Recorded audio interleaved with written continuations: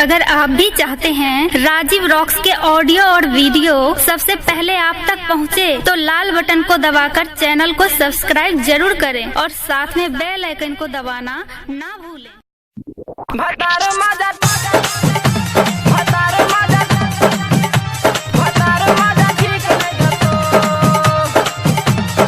Presented by SK Music Support.